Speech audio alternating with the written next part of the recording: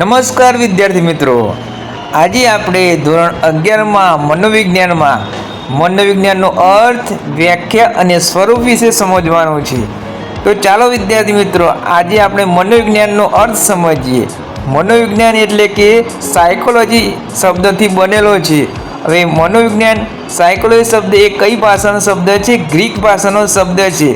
અને આ સાયકોલોજીનો અર્થ થાય છે સાયકી અને લોગોસ, આ બંને શબ્દોમાંથી બનેલો છે. સાયકીનો અર્થ થાય છે આત્મા અને લોગોસનો અર્થ થાય છે વિજ્ઞાન.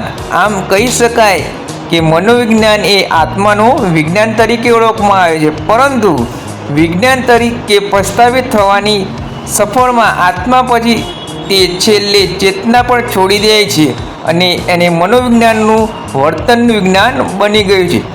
આપણે જાણી ગયા તે રીતે મનોવિજ્ઞાન એ આત્માનું વિજ્ઞાન હતું, પણ મનોવિજ્ઞાનને વર્તનનું વિજ્ઞાન પણ બની ગયું છે.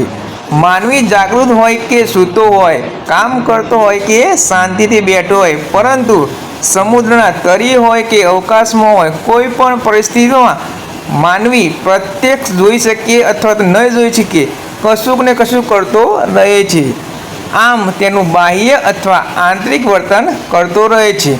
તેથી જ કહી શકાય કે મનોવિજ્ઞાન એ માનવીના બાહ્ય, આંતરિક, શારીરિક, માનસિક વર્તનનો અભ્યાસ કરનારું વિજ્ઞાન છે. એટલે કે વિદ્યાર્થી